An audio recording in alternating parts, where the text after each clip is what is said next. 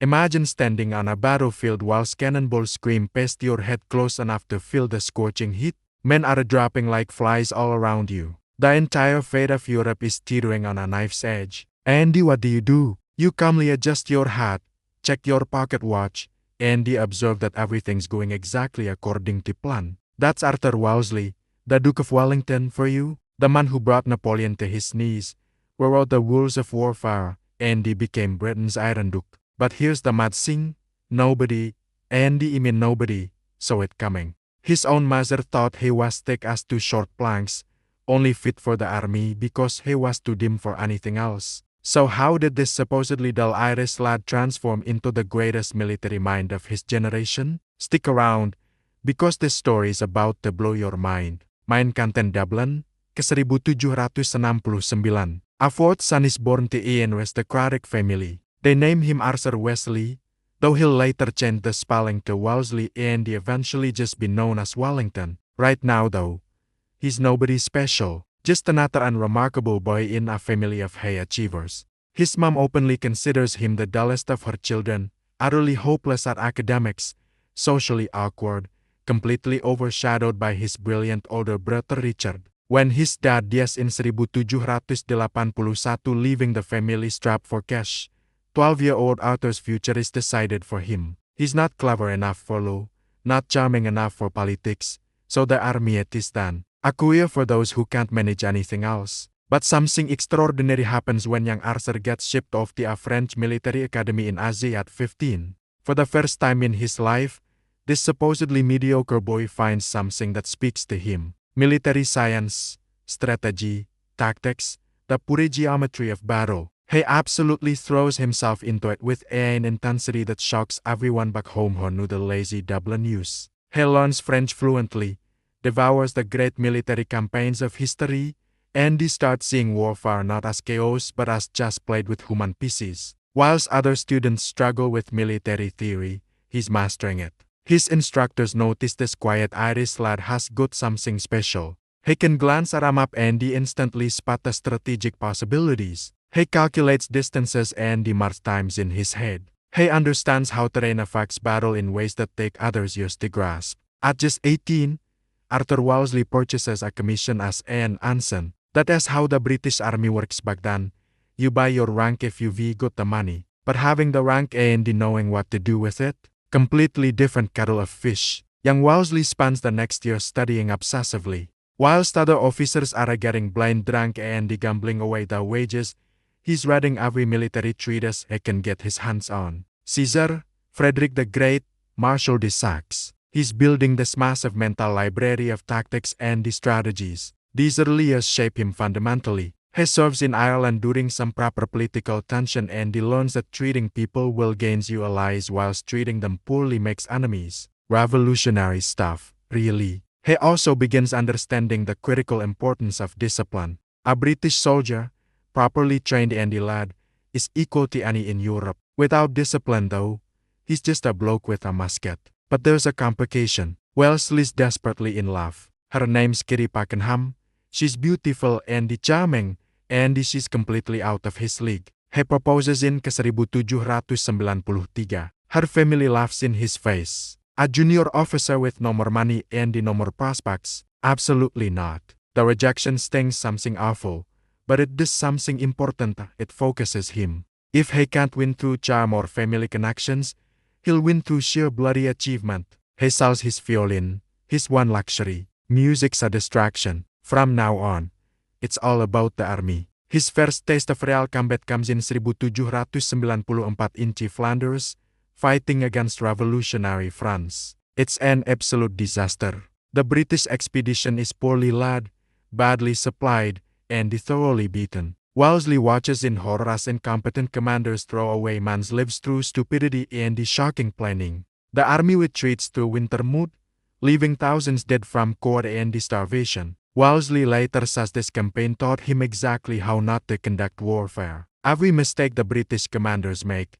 he files away. Never do this. Never forget logistics. Never underestimate your enemy. Never lose control of your army. He sees men die because their boots fall apart, because there's no more food, because orders are confused. He vows that if he ever commands, his army will be different. The experience transforms him. He emerges from Flanders not discouraged but determined. He knows he can do better. When his brother Richard gets appointed Governor-General of India in 1797, Arthur spots his opportunity. India's where reputations are made, where talented officers can rise. He secures a command and sails east, ready to prove himself. The voyage to India takes months. Wellesley uses every single hour studying. By the time his ship reaches Calcutta, he's already planning. He's 28, a colonel commanding the 33 RD Regiment, and he's ready. India in the 1790s is this patchwork of states, some allied to Britain, others hostile. The French are assertive too, backing various local rulers. Wellesley's first campaigns are against Tipu Sultan, the Tiger of Mysore, one of Britain's most formidable opponents. Tipu's brilliant, employs French advisors, uses rackets in battle. His fortress capital of Seringapatam is considered impregnable. And here, in the heat and the dust of India, Arthur Wellesley begins revealing his genius. The 1799 campaign against Tipu is his first major test. Whilst other officers seek glory in battle, Wellesley ensures the army eats. Supplies flow smoothly. The advance continues without the cock-ups that plagued Flanders. The commanding general notices, here's an officer who understands what really wins wars. When the assault on Seringapatam goes wrong in the darkness and his men are thrown into confusion, Wellesley doesn't panic. He regroups, reorganizes, tries again at dawn. The second assault succeeds. Tipu Sultan is fighting. And Arthur Wellesley earns a reputation for thorough planning and unshakable calm under fire. But it's the Battle of Asaya in 1803 that truly announces his arrival as a military genius. The situation's complex.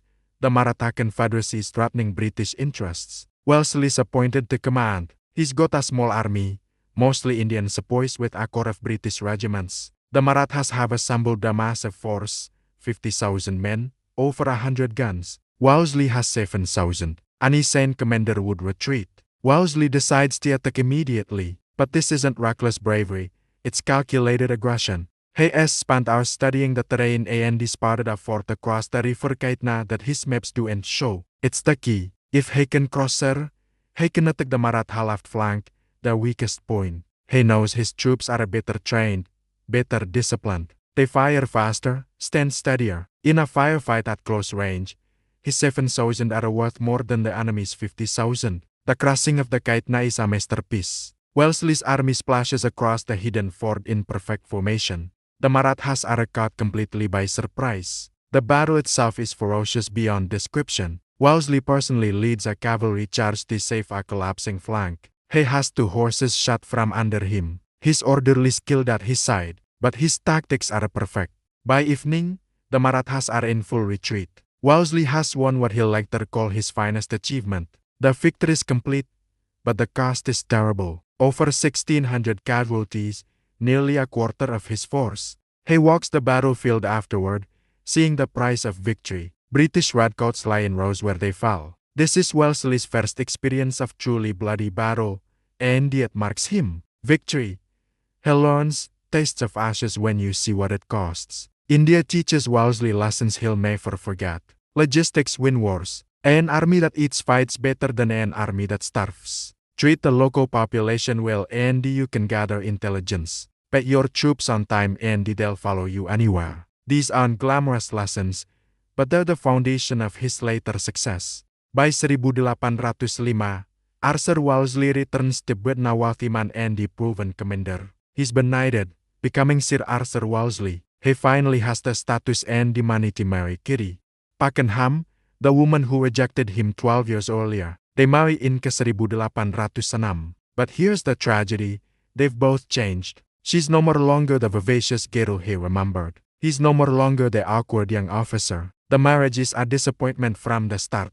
But Wellesley, ever dutiful, never complains publicly. Some battles, he learns, cannot be won. When Portugal appeals for help against Napoleon's invasion in 1808, there's no more question who should command. Arthur Wellesley sails for the peninsula with 15,000 men. He's 40 years old. Everything he's learned is about to be tested against the greatest military power in the world. Wellesley lands in Portugal in August ke-1808. The French, under General Junot, control Lisbon. Napoleon's marshals are veterans of a dozen campaigns. They expect to sweep aside any British force. They've no more idea what's coming. His first battle's at Vimeiro. Marshal Junot attacks with 13,000 French veterans. Wellesley's ready. This is where we see the Wellington method taking shape.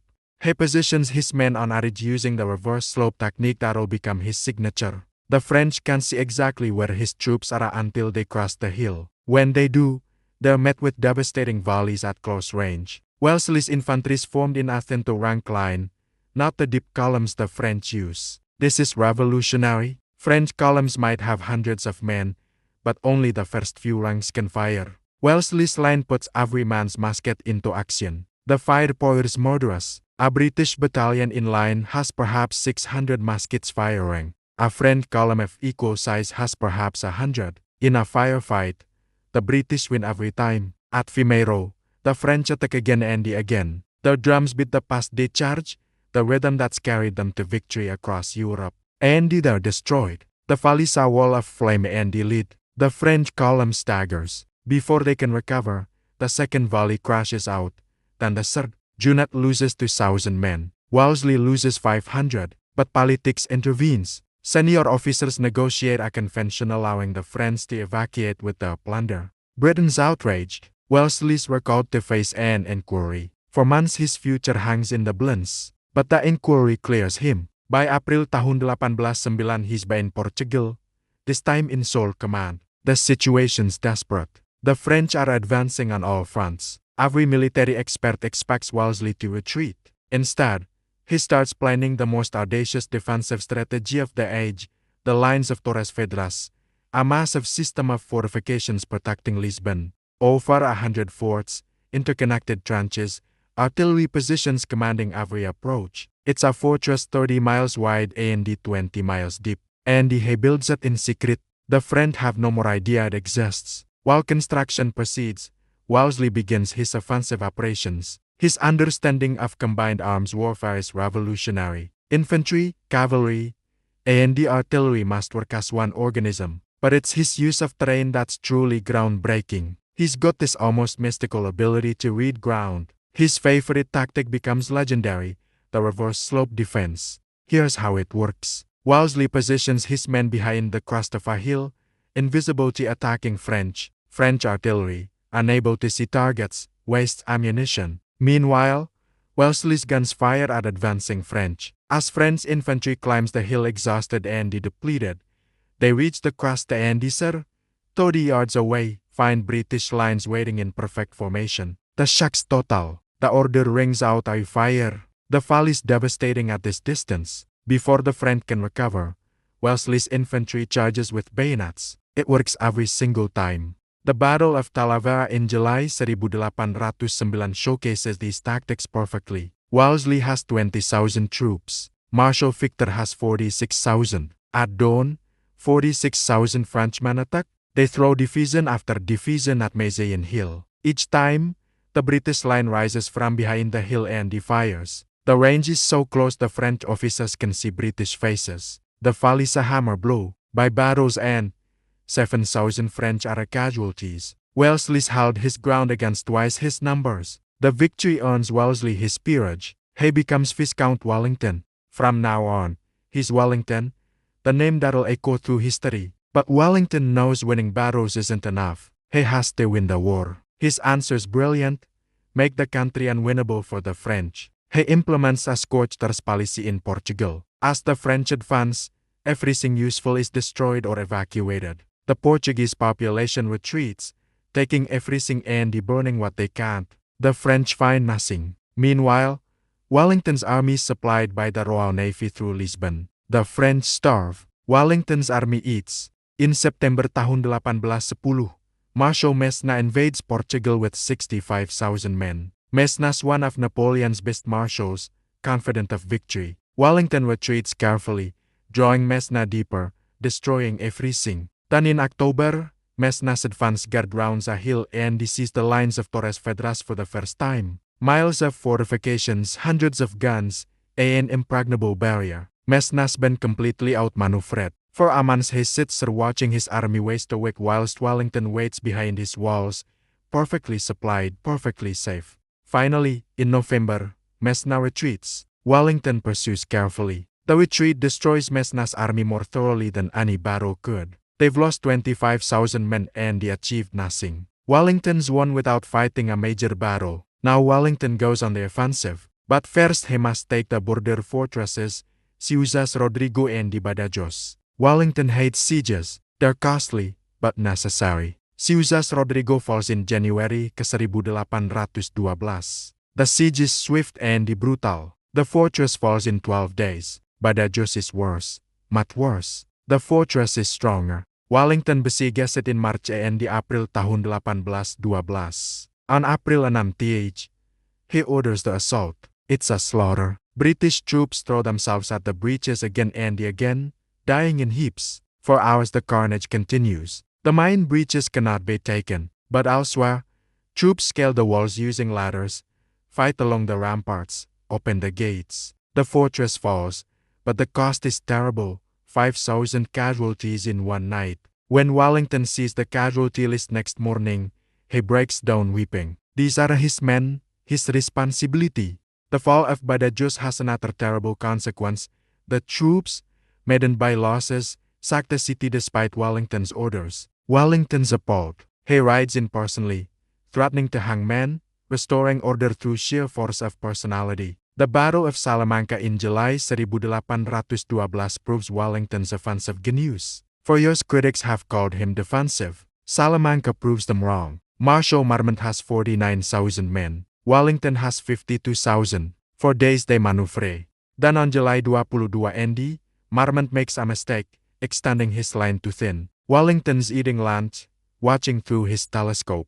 He sees the gap opening, throws down his chicken leg, leaps up. Marmont is lost. He tells the Spanish liaison officer. What follows is brilliant. Wellington's positioned his troops in dead ground, invisible to the French. Now they surge forward in perfectly coordinated attack against Marmont's exposed flank. The timing's perfect. In 40 minutes Wellington beats 40,000 men. The French lose 14,000 casualties. British losses are 5,000. It's one of the most complete victories of the entire Napoleonic Wars. Madrid falls in August. Wellington's hailed as a liberator. But he knows the war isn't won. He continues his methodical advance, taking fortresses, training his army. He's not in a hurry. Haste causes mistakes. By 1813, Napoleon's invasion of Russia has ended in catastrophic defeat. 500,000 men entered Russia, perhaps 30,000 staggered back. The myth of French invincibility is shattered. Wellington launches his final offensive into Spain with a veteran force. His soldiers trust him completely. The Battle of Vitoria in June 1813 breaks French power in Spain forever. King Joseph Bonaparte, Napoleon's brother, commands a mixed army trying to escape to France. Wellington catches them. His plan's complex. 4 columns advancing simultaneously. It works beautifully. By afternoon, the French army is disintegrating. King Joseph flees so fast he abandons everything. The loot from Vitoria is legendary. More importantly, Vitoria destroys French military power in Spain. Wellington crosses the Pyrenees into France itself. For the first time since the Revolution, foreign troops are on French soil in force, led by a British general who's never lost a battle. In April tahun 1814, news arrives, Napoleon's abdicated. The war is over. Wellington's a hero. He's created Duke of Wellington, given estates, awarded money by Parliament. He becomes ambassador to France, then Britain's representative at the Congress of Vienna. But his greatest test is still ahead. In March 1815, stunning news arrives, Napoleon's escape from Elba. He's landed in France with 1,000 men. In 3 weeks, without firing a shot, Napoleon's master of France again. Europe mobilizes. The nearest forces are in Belgium, Wellington's Anglo-Allied army and the Belcher's Prussian army. Wellington's called to command. It's difficult. His army is a mix of British, Dutch, Belgian, and the German troops of varying quality. He has only 24,000 reliable British troops out of 68,000 total. Facing him is Napoleon with 72,000 superbly trained French veterans. Wellington's strategy is clear: hold defensive position until the Prussians can join him. Combined, they outnumber the French. Separately, each is vulnerable. On June 15, Napoleon crosses into Belgium. On June 16, he attacks the Prussians at Ligny. It's brutal. Belchers unhorsed, nearly killed. The Prussians are defeated but not destroyed. They retreat north toward Wellington, keeping their promise to support him. Meanwhile, Napoleon sends Marshal Ney to seize the crossroads at Quatre Bras. Wellington arrives just in time. The Battle of Quatre Bras is desperate. Wellington's army arrives piecemeal. Ney attacks again and again. At one point, Wellington's with a square of Highlanders when French cavalry charges. He orders the square to lie down. Cavalry thunders over them. Wellington leaps his horse over the prone soldiers to safety. It's the kind of moment that builds legends. Quatre Bras ends in tactical draw, but strategically Wellington's won. On June 17, Wellington retreats north to a position he has already reconnoitred, a ridge south of the village of Waterloo. The ridge of Mount St. Jean is perfect Wellington terrain, a gentle reverse slope where he can hide troops from artillery, get fields of fire. Strong points like the farms of Hougoumont and de la Haye Sainte anchor his flanks. Wellington positions his army with usual care. On June 18, 1815, the battle begins. It's rain during the night. Napoleon delays his attack, waiting for ground to dry. Wellington uses the time to adjust positions, have his men eat breakfast. At 11:30, French guns open fire. Over 200 cannon roar, but Wellington's infantry safely behind the ridge. The cannonballs pass overhead, wasted. The French attack Hougoumont first. It's a Chehateu and the farm complex on Wellington's right. Jerome Bonaparte commands the attack. It becomes a battle within a battle, vicious close quarters fighting. The French throw division after division at Hougoumont. The guards hold. Wellington turned Hougoumont into a sinkhole for French manpower. At 1 o'clock, Napoleon launches his main infantry assault. Their lone corps, 20,000 men in massive columns, advance up the slope. Wellington's infantry waits behind the crest, lying down. The French drums beat louder. The columns are close. At the crest, they see British troops suddenly standing up 50 yards away. Fire! The valley saw a wall of flame. The front ranks of French columns simply cease to exist. Wellington orders the charge. The British surge forward with bayonets. Their lone corps dissolves. British rifle cavalry charges. The Scots Greys and the household cavalry, over 2,000 horsemen sunder into French flanks. It's perfectly timed. Their lone corps disintegrates, but British cavalry, drunk on success, charges too far. Fresh French cavalry catches them. If 2,500 who charged, 1,000 become casualties. Wellington's furious at the waist. At 3:30 in the afternoon, Marshal Ney launches massive cavalry attack. Thousands of French horsemen sunder up the slope. They cross the ridge expecting to find British infantry in retreat.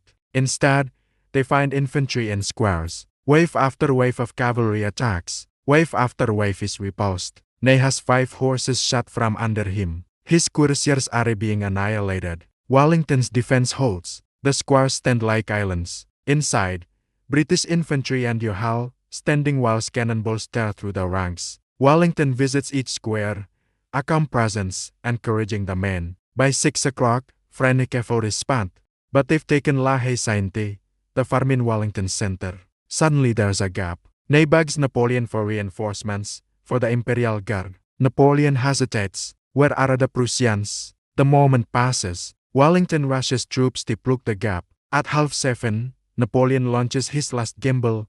The Imperial Guard, his elite reserve, attack Wellington's center. These are the best soldiers in Europe. They advance in perfect formation. Wellington's positioned his guards brigade behind the crest, invisible. The Imperial Guard climbs the slope, reaches the crest. Wellington sir personally. Now Maitland, now's your time. The British Guards stand up, 50 yards from the French. Fire! The fall is devastating. It becomes a firefight at point-blank range. Then Sir John Cockburn moves his regiment to fire into French flank. It's too much. The Imperial Guard begins falling back. La Garde recule. The Guard retreats. It's unthinkable. Wellington sees it. He takes off his hat, waves it toward the French. It's the signal. The entire Allied line surges forward. The French army dissolves. It becomes a rout. The Prussians arrive in force, smashing into French right. Napoleon's army is destroyed. Wellington meets Bellechasse at a farm called La Belle Alliance. The two old commanders embrace. It's over. Napoleon is finished. But the cost is terrible. 15,000 Allied casualties. Wellington rides back across the battlefield in darkness. Bodies are everywhere. Wounded men cry for water. Nearly every member of his personal staff is dead or wounded. Wellington reaches his headquarters. His aide brings the casualty list. Wellington reads it, seeing name after name. He breaks down weeping. The old chronicler at Brussels asks what he thinks of the battle. Wellington, tears on his face, says, "You have lost all my friends. The cost of victory is unbearable." Closing saw what made Wellington great. His meticulous preparation meant he knew every battlefield intimately. His understanding of logistics ensured his armies were always supplied whilst enemies starved. His use of terrain turned geography into a weapon. His knowledge of his troops' capabilities meant he used them perfectly. His calmness under fire steadied entire armies. His defensive genius maximized firepower whilst minimizing exposure. His strategic patience meant he never rested unnecessarily. His intelligence networks gave him information enemies lacked. His treatment of civilians won local support. After Waterloo, Wellington's military career is over, but his public life continues for another 37 years. He becomes Prime Minister's vice, Commander-in-Chief of the Army, elder statesman. He's called the Iron Duke, partly for his military reputation, partly for his rigid political views. Yet he remains hugely popular. The British public remembers he saved Europe from Napoleon. Wellington dies in 1852 at 83. His funeral's a national event. Thousands line the streets. He's buried in St. Paul's Cathedral next to Nelson, the two greatest military heroes of their age side by side. His legacy is immense. Wellington revolutionized defensive warfare. His tactics were studied by every army in Europe and beyond. Even today, military academies teach Waterloo as a masterclass in defensive operations, Salamanca as a lesson in offensive warfare. He helped professionalize the British Army, insisting on training, discipline, proper supply. He proved smaller, well-led armies could defeat larger forces through superior tactics. Wellington's genius wasn't inspirational leadership like Napoleon. He didn't give rousing speeches or lead desperate charges. His genius was careful preparation, tactical brilliance, and the unshakable nerve. He won because he planned better, positioned better, and he stayed calmer than his opponents. He made warfare a science, proving methodical professionalism could defeat romantic genius. From dismissed fourth son to the man who defeated Napoleon, Wellington's journey proves that excellence comes from dedication, that genius can be developed, that careful preparation beats reckless brilliance every time. If you've enjoyed this deep dive into one of Britain's greatest military minds, smash that like button and subscribe for more stories from history. The Iron Duke's legacy lives on in tactics still taught at military academies, in strategic thinking that guides modern warfare, in the example he set of how discipline and determination can overcome any obstacle. His life proves greatness isn't born, it's built through study, experience, and the unwavering commitment to excellence. Cheers for watching.